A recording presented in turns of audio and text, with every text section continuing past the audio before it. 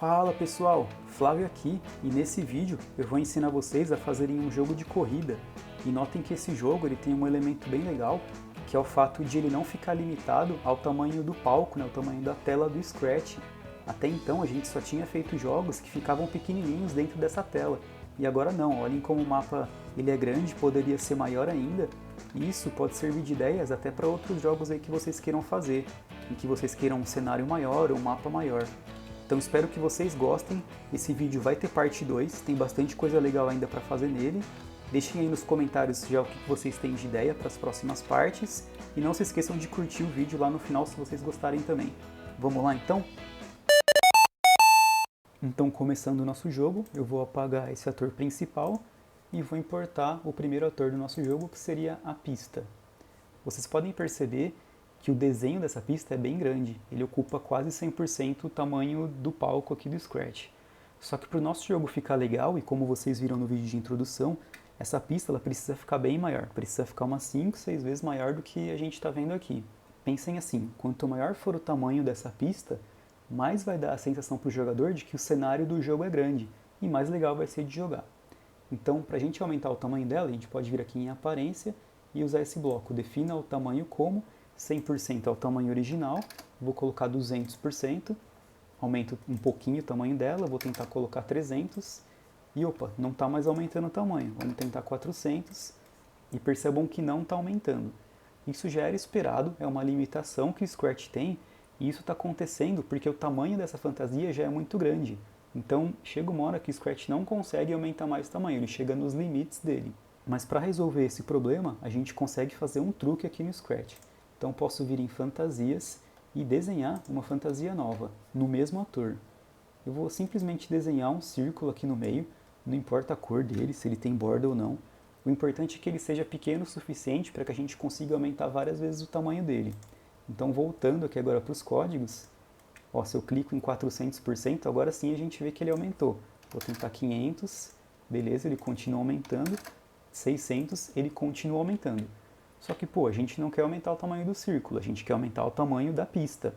Mas como esse círculo faz parte do mesmo ator da pista e a gente já conseguiu aumentar em 6 vezes o tamanho do ator como um todo, eu posso vir agora nesse bloco aqui, mude para fantasia e voltar para a fantasia da pista.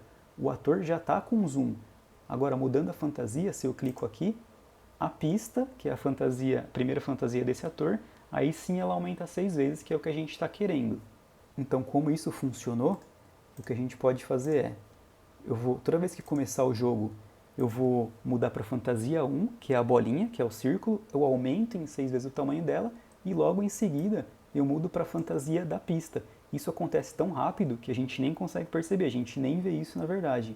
Mas é uma forma da gente conseguir contornar esse problema do Scratch. Então eu coloco tudo agora dentro de um bloco quando a bandeira verde for clicada. E ó, se eu arrastar a fantasia, vocês podem ver que ela já está bem grande agora, do tamanho que a gente quer mesmo. Eu vou só colocar ela numa posição inicial legal, acho que 425, 595. Então toda vez que começar o jogo, acho que aqui é uma posição legal para ela começar. Então vou aqui nesse bloco, toda vez que o jogo começar, já começa nessa posição. E eu vou aproveitar para pintar o fundo do cenário de verde também, para dar uma sensação como se fosse uma grama, né? Se vocês quiserem pintar de outra cor, fiquem à vontade. Verde é só uma cor que eu gosto mesmo. Agora vamos importar o segundo ator do nosso jogo, que é o carro. Então beleza, o nosso carro já está aqui. A primeira coisa que eu vou fazer é definir a posição inicial dele. Então toda vez que o jogo começar, eu quero que ele vá aqui mais ou menos, vamos ver, para menos 9 e 0. Acho que é uma posição legal. Então quando começar o jogo, vá para menos 9 e 0. E a gente precisa girar ele um pouquinho. 123, ó, beleza? Para ele já começar no sentido certo da pista. Então quando a bandeira verde for clicada, eu também quero que ele aponte para a direção 123. Então quando começar, beleza, tá tudo certo. Agora vamos só fazer uma pausa no código para que vocês entendam direitinho como que funciona a dinâmica de movimento do jogo. Se a gente começa a jogar, percebam que o carro é bem difícil de perceber isso, é uma ilusão de ótica na verdade. mas o carro ele está parado no meio do cenário. Quem está andando de verdade é a pista. O carro ele simplesmente gira, mas ele está parado lá no meio. Para a gente ter certeza disso, eu posso deixar a pista invisível. E, ó, reparem que o carro ele está girando lá no meio, mas ele não anda. E se a gente volta a pista, então agora percebam ó, o movimento do carro. Ele está simplesmente girando lá no meio e a pista quem está andando de verdade. Uma outra coisa importante, reparem que a pista ela anda sempre na direção contrária de para onde o carro está apontado. Então, se o carro está apontado para a direita, como agora, a pista está andando para a esquerda. Se eu subo o carro, ou seja, se ele está apontando para cima, a pista ela está andando para baixo. A mesma coisa para se eu apontar o carro para a esquerda, então a pista vai para a direita e, óbvio, a mesma coisa para baixo. Né? Então o carro está apontando para baixo e a pista está andando para cima. Isso, pessoal, é bastante importante para o que a gente vai fazer de agora em diante.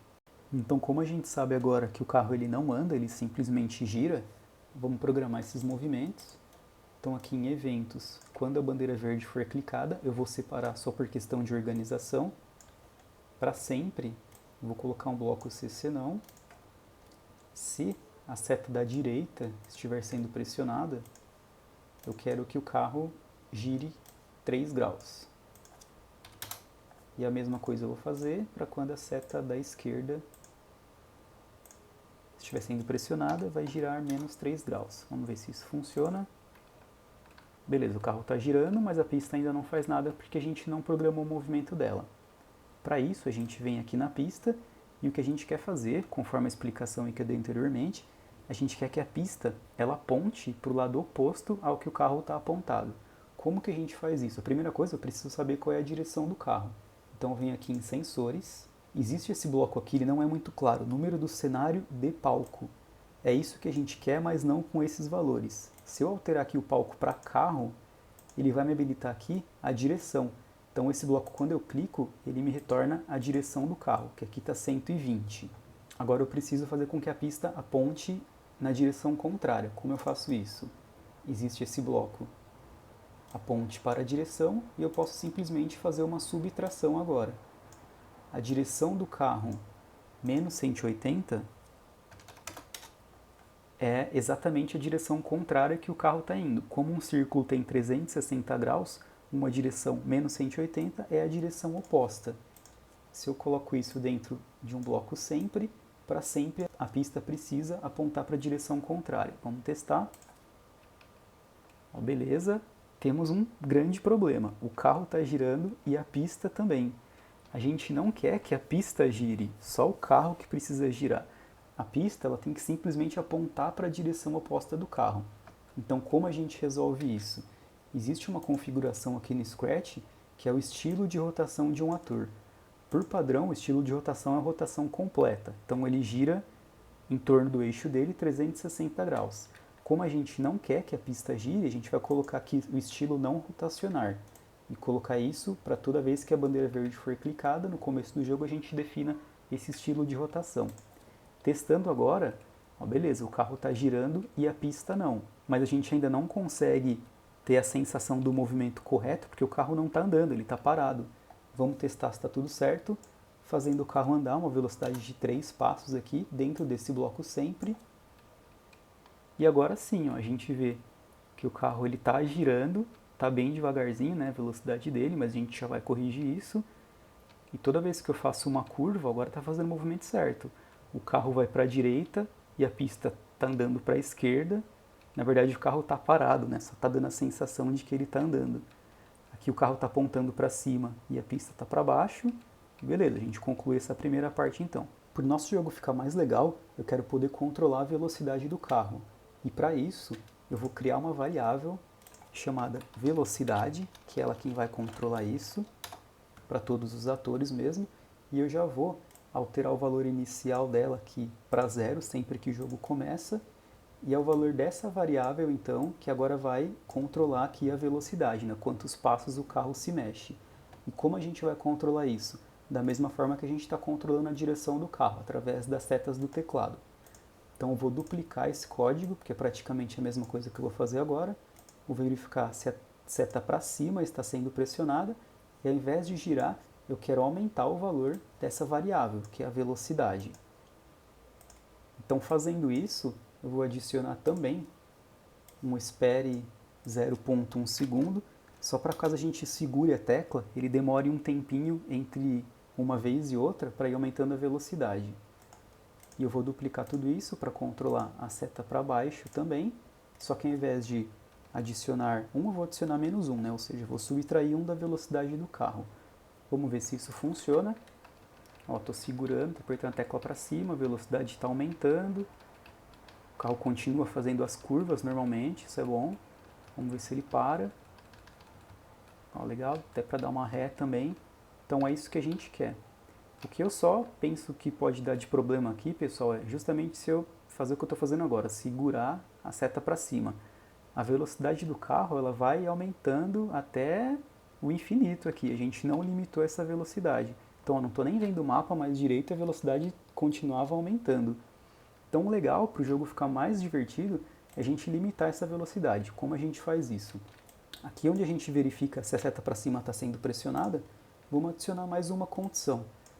Então, ao invés de verificar só se a seta está pressionada, vamos verificar se a velocidade está abaixo de um valor aqui que a gente vai definir também. Vamos colocar, sei lá, 12, por exemplo. Então, a gente volta aqui e a velocidade só vai aumentar se a seta estiver sendo pressionada e a velocidade for menor que 12. Se ela chegar em 12, tem que travar aqui. Vamos ver se funciona. Estou segurando, beleza, travou em 12, é isso mesmo que eu queria. Agora está numa velocidade legal, consigo fazer as curvas mais facilmente, dá para diminuir um pouquinho ainda. E é isso aí, pessoal. Esse jogo ele tem muita coisa legal para fazer ainda. Eu tenho uma parte 2 que está praticamente toda gravada já. Espero que vocês gostem. Deixem aí nos comentários o que vocês acharam, o que vocês têm de ideia. Como eu disse, já tem uma parte 2 em que eu vou fazer um mini mapa para a gente poder ter ideia de que lugar do mapa que o carrinho está andando.